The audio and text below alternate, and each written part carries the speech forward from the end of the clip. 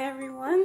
So I was debating on whether or not to do a video because we came back from I almost said Otakon, I wish, OhioCon, and I'm still kind of tired, but I decided, as you can tell, no effort was put into my look today, but I stumbled upon the opening paragraphs popcorn tag, and I kind of want to do that, so here we go.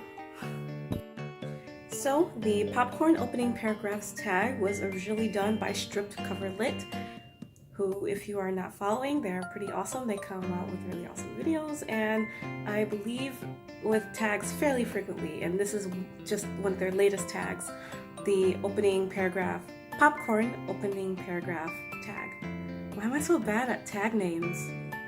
So I'm just going to go ahead and start with the shortest one, but length does not mean it has impacted me any less. Oh, I guess I should probably explain what the tag is.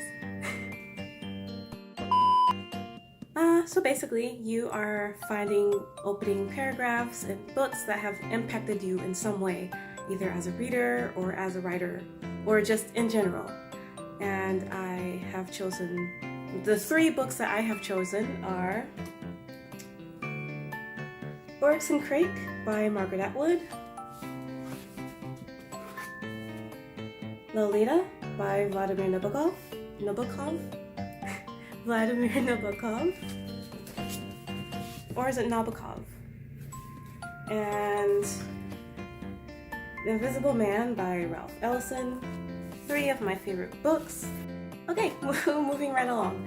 So, Oryx and Crake.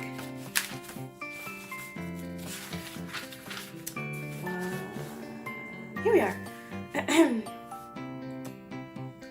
Snowman wakes before dawn. He lies unmoving, listening to the tide coming in. Wave after wave, sloshing over various barricades.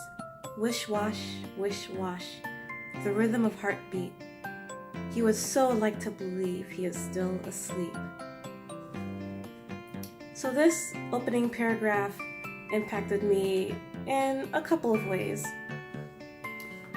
One is kind of funny actually, because when you're in creative writing classes, they always tell you not to begin a book or a scene with the character waking up. Like that was pretty much like written on the bat and then beaten, and they use it to beat our heads.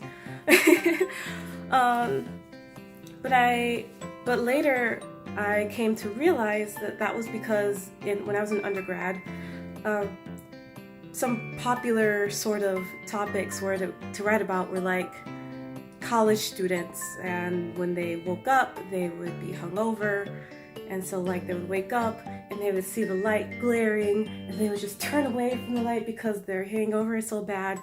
And I guess my professors were just so sick of reading that all the time. I never wrote something like that, but that's because I was stuck on writing genre fiction, so whatever. But so I read this when I was in grad school, and I said to my professor, that's interesting because my creative writing teachers told us that we weren't allowed to write wake-up scenes, and here's Margaret Atwood writing a wake-up scene. And so my professor, who just happened to be the department head, called in the creative writing professor I had who taught that class when I was an undergrad. And she said, yeah, Jasmine said that you taught them not to write opening paragraphs. And the professor I had in undergrad said, oh, well, yeah, but he's waking up in a tree, so it's different. And I just thought that was kind of amusing. But on a deeper level, this paragraph struck me because Jimmy, in this first paragraph you only know him as the Snowman, but his real name is Jimmy. So Jimmy is aware of the terrible events that are, they're about to go down, and the things that have happened before dawn. So I guess you could take that to mean that before the dawn of the, spoiler alert, before the dawn of the apocalypse. and he's called the snowman, so he's realizing these things before he and everything else that he has loved in his life melts, so to say, or so to speak. Does that make sense? I think there's just a lot into this that's been put into this paragraph, and it's so small. Masterful, I think. Okay, next one is Lolita. And since it's numbered this way and this part's pretty small, I think I'll read the whole thing because I really don't think you can like break up these little paragraphs. If you've read the book, then you know what I mean. You can't just break it up like that. It's all one entity. So that's what I'm going to read. This infamous beginning. Lolita, light of my life, fire of my loins, my sin, my soul, Lolita. The tip of the tongue, taking a trip of 3 steps down the palate to tap at 3 on the teeth, Lolita. She was low, plain low in the morning, standing 4 feet 10 in 1 sock.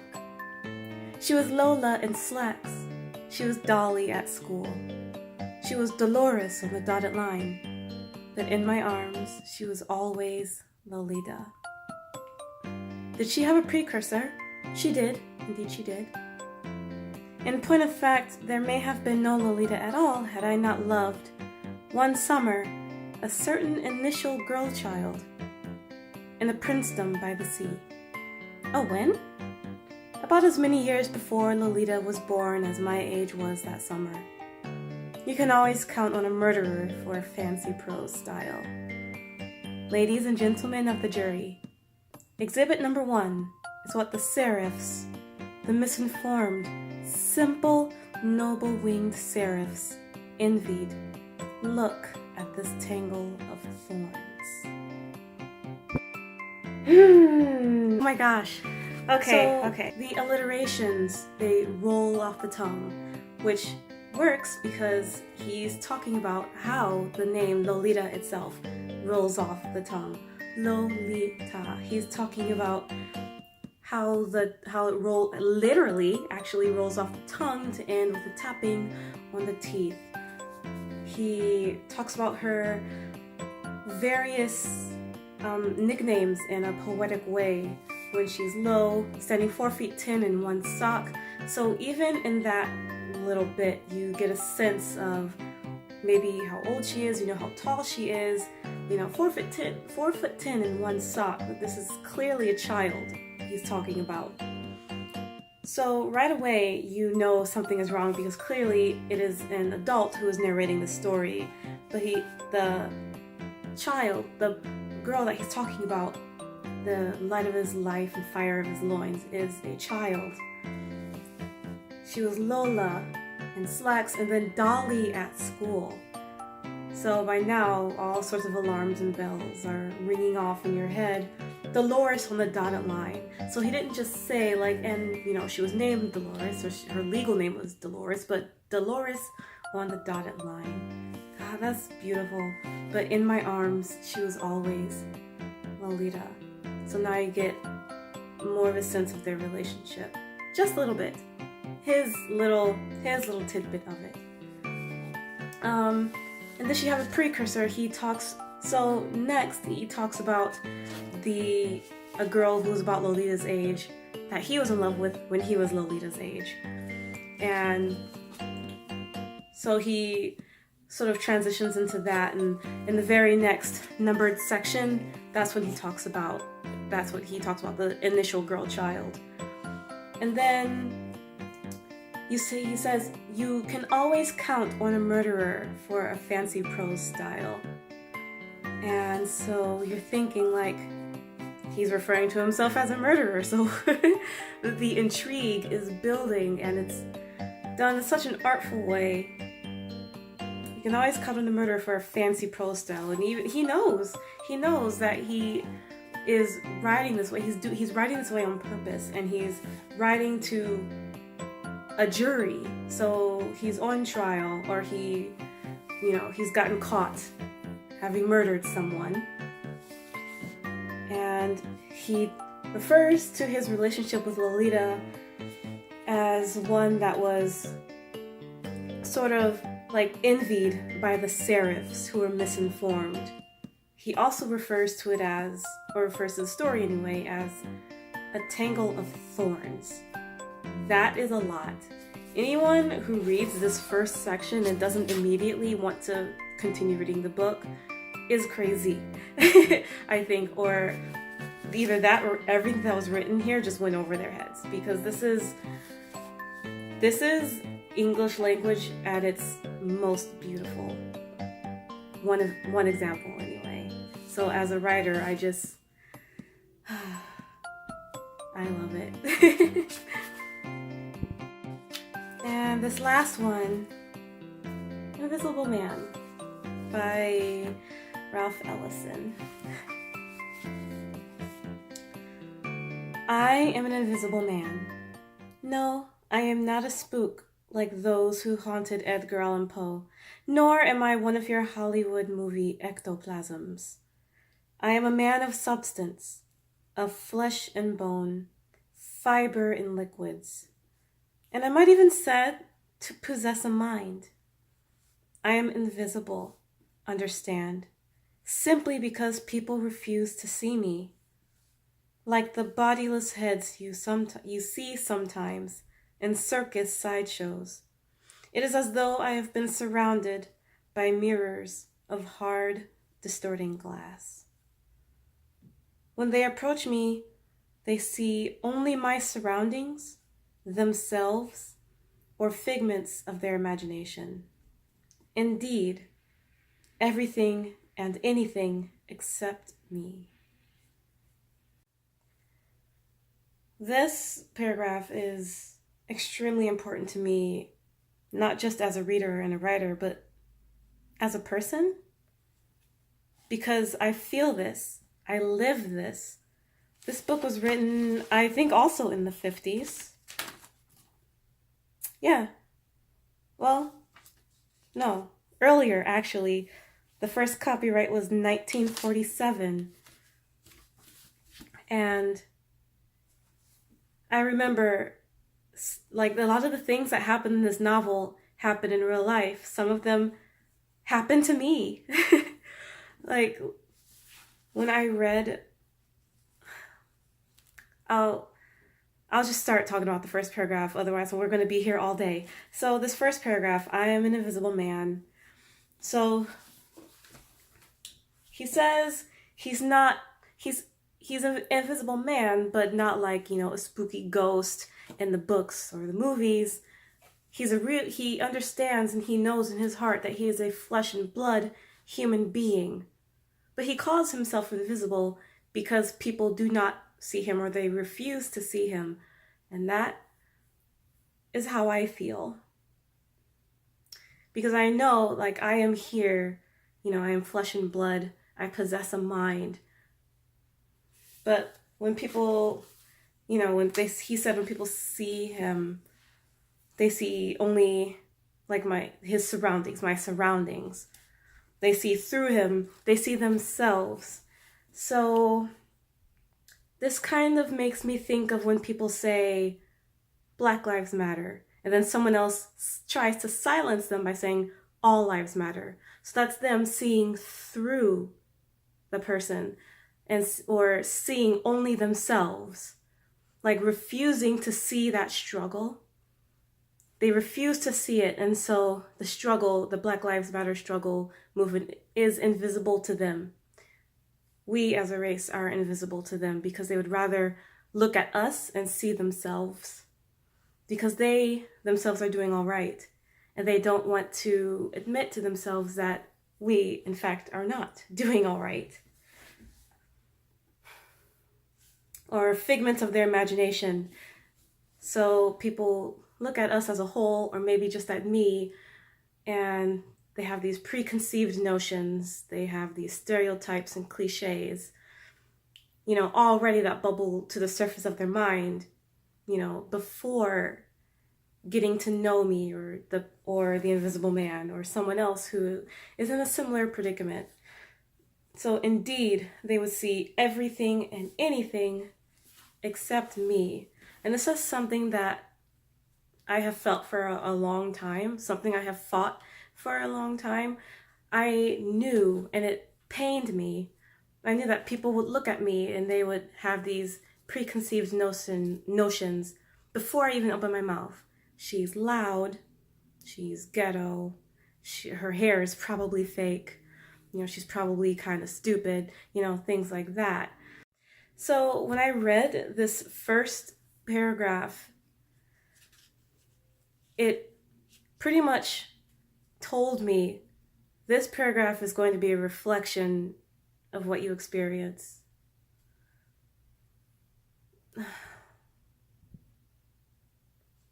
Sorry, I got a call there. Lost my train of thought. So this is... I lost my train of thought. Okay, so this is going to reflect your experience. It's going to be reflecting experiences of other people who look like you, people who probably are in your family. And the scene that I wanted to talk about a couple minutes ago was the death, the shooting of a policeman of an unarmed black man in this book. And I believe in that scene it was supposed to have taken place in the 30s. It's wild. I think part of the reason why I have not reread Invisible Man yet is because I don't know when I will be emotionally ready to pick it back up.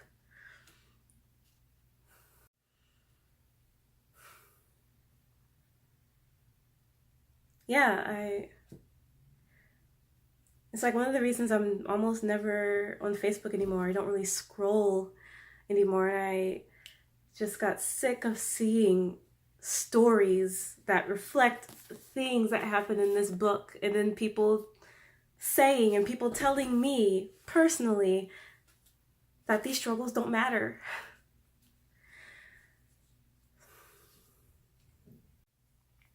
But yes, that was my popcorn opening paragraph tag.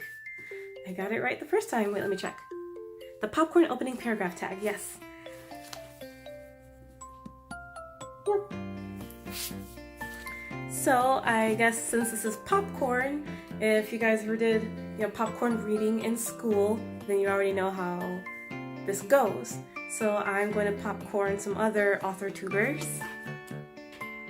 Okay, popcorn CassTeaElle, popcorn MxHunterMass, popcorn Sarah Scharnwber, author, and popcorn Melanie Clark.